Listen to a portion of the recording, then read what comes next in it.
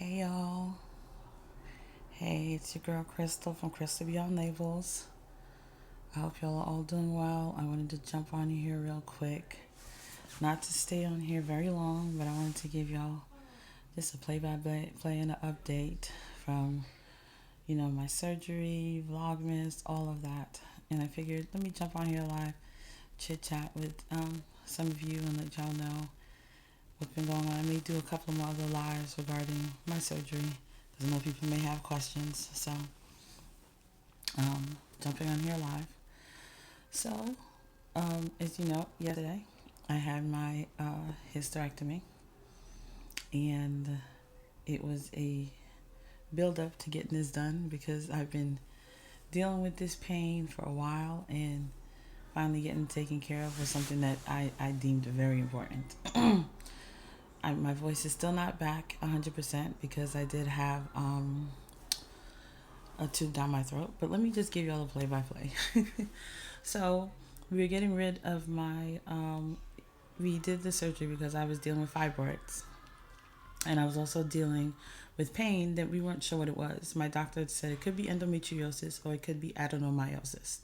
Didn't know which one it was. So, and what she explained to me is we don't have any diagnostic tools to be able to tell you which one it is. We just take your symptoms and we can go from there. But when we go inside, we'll figure out what's wrong. So I was like, okay, no problem. So we had the surgery set for yesterday. I'm going to tell you right now. I went to Piedmont Atlanta Hospital and did it at the surgery center. I promise y'all that was the best experience by far I've ever had. The entire team, from my doctor, Dr. Pierres, who did my surgery as she was prepping me for it, to the hospital. They had everything. When I say organized to the T, the point my sister can watch my number and see where I was moving as she was waiting outside for me to go to this surgery. I got there. They So right here, let me start off with this. I had to get my IVs in. So they got me in the back. They asked me questions, and then they had to put my IV in my hand. So they put the IV in my hand right here. And if any of y'all, first of all, I think I said if y'all have watched my videos, I have this issue with what do you call it? Disappearing rolling spider veins. Like they just disappear. They just disappear into thin air, and it's so annoying. So usually when people go in, I will get probably pricked like 4 or 5.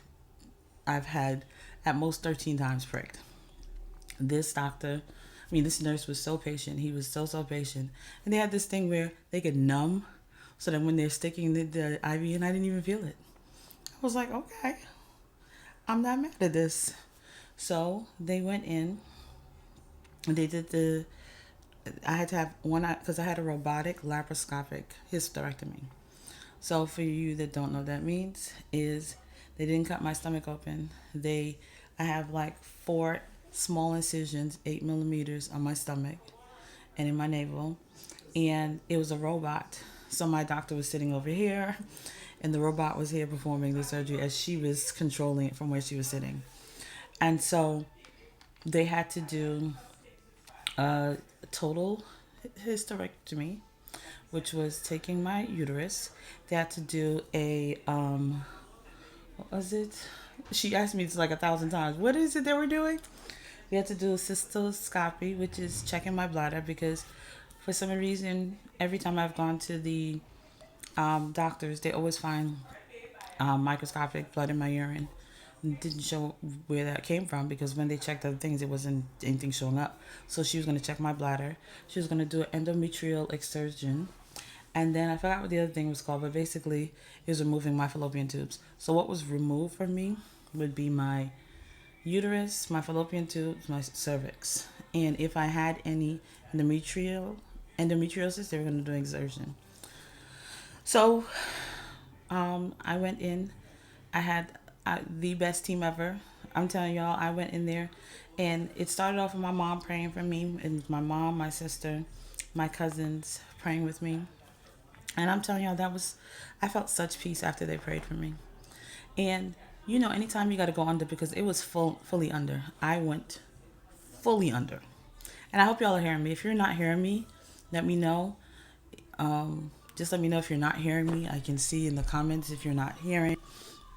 Let me know if you are, if you aren't, so I can be aware. But I was, anytime you go under, you're always nervous. Anything could go wrong. But I left everything in God's hands. And I'm telling you, when we prayed and I got in there, I was at peace. Even my blood pressure was like beautiful. They're like, your blood pressure is good. Yep, I was very calm. So my surgery was about an hour and a half. The only thing that they came upon, which my bladder did show, probably before when I had, because I've had 2 C-sections with my kids. Maybe there was some kind of nick or something. So that's why I kept having urinary, microscopic blood in my urine. So they had to sew that up and fix that issue. And they took everything else. And then we later found that I did not have endometriosis. I had adenomyosis. So adenomyosis is different from endometriosis. I don't know how. Oh, we're supposed to go back and go through what's the difference. But basically, I was feeling pain in my legs and in my back. It felt like I would lose the ability to walk whenever my period was coming. And so we got all that taken care of. So the only thing that's left, because we talked about it, and if y'all see me, I'm sucking on halls because my throat is still irritated from the tube going down my throat. But the only thing I have left inside is my ovaries, and that was because that was something that my doctors and I discussed. I didn't want to be thrown into early menopause, so keeping my ovaries was supposed to help me not to go into early menopause. Um, my Today I was having a conversation, and I was just like, I wonder if that still means I get cis. I really have to ask them that because I never even asked them that. But I wonder if that still means I get cis. I don't mind the cis. Everything else that was causing the major problems, I'm glad those things are gone. If y'all hear in the background, my family is all here. They're out in the living room watching TV and stuff like that. Today is my son's 21st birthday. So I told him this was like some kind of symbolic thing for me. Losing the ability to be able to have kids, the 22nd, and then him turning 21 the next day. So as I said, they didn't cut my stomach open. They did everything through small incisions. And then they removed everything, as some may call it, through the runway, vaginally. So it was like I gave birth all over again. They pulled everything out that direction. So how am I feeling today? Yesterday I was all drugged up, y'all. If y'all saw that video, yesterday's video, y'all know your girl was drugged up big time. I was a mess. But today I'm feeling better. My mom, not just my mom, everybody, friends, family, everybody's been praying that I have a speedy recovery.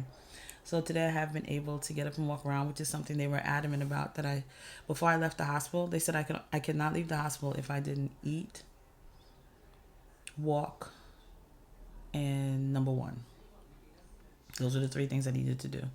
And I did all 3 of those things. So they were able to send me home. Last night was very rough for me. I definitely in a lot of pain. And then I had to go to the bathroom every hour on the hour. And let's just say urinating is not easy after a surgery like this. It is not easy. Very painful.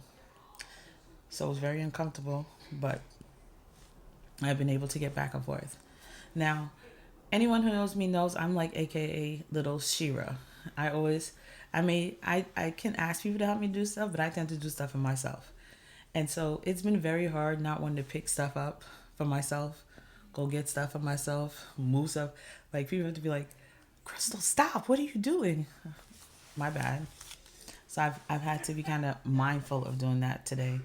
My cousin is here she's in the medical field, so she's making sure I take my meds on time. My mom actually slept in the bed next to me last night because she wanted to make sure that I was okay, whatever I needed. She was right here because I was in a lot of pain, y'all. And like I said, I was really out of it, like majority of the night. And it was hard for me to walk to the bathroom and back. So having someone here was very, very key and very, very important. So I'm so thankful, honestly, for having all my family here because I really, really needed that. Then my special friend, he brought me a body pillow because If you don't know, if you're having one of these surgeries, you need a body pillow. Regardless, they didn't cut my stomach open.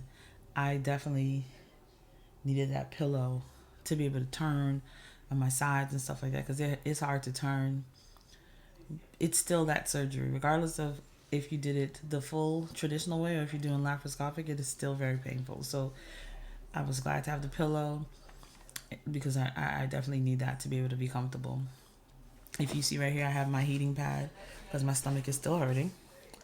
Um, but today was a better day.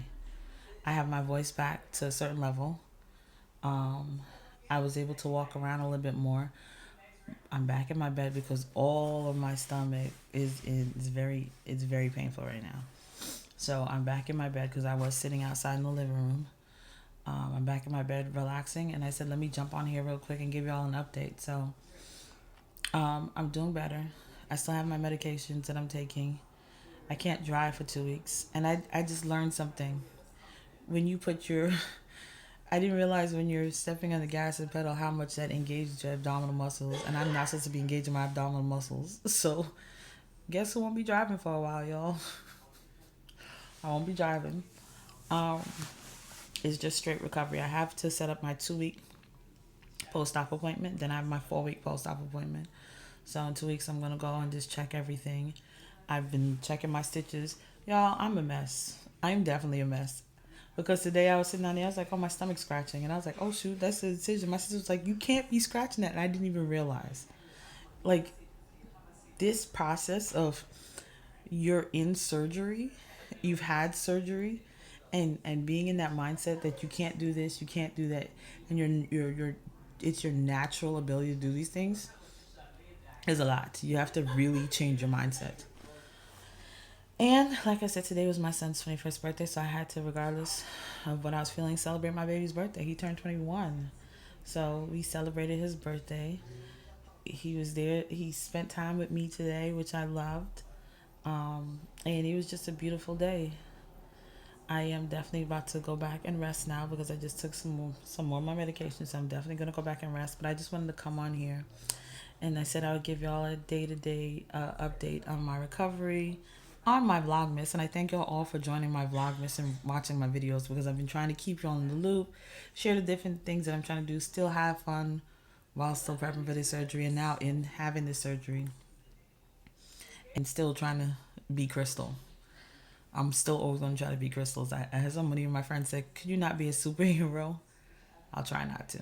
But yeah, I'm going to try and do a couple more lives and just share these things with y'all. I think the weirdest thing for me, and I hope this is not TMI, was they had to put a dye in me, and having my urine blue for the last 24 hours has been the weirdest thing in the world. You look at the toilet, you're like, why is my urine blue? Like, why? But that's because they needed that to see where I was bleeding, where I wasn't bleeding, things like that. So I think that was one of the weirdest things for me. And it did say in the report that parts of your body that wasn't even surgery were hurt. Very true. Very, very true. Very true. But like I said, I'm doing better. Everything is day by day for me. I'm feeling stronger. I'm still in a lot of pain, and I have to be mindful, because I could just even move my foot today. I was moving my foot on the bed, and I was kicking something, and my stomach hurt. Wasn't supposed to be kicking something. But yeah, that's it from me. I don't want to make this a long video. I just wanted to share day 2's update, and like I said, I'll keep sharing these things with y'all so y'all could be in the loop. So thank you for joining me for my live update. I'll see you guys tomorrow. And thank you for joining. Make sure to like, share, comment, and subscribe. Make sure to hit that notification bell so you're always in the know. And I will talk to y'all later. Bye.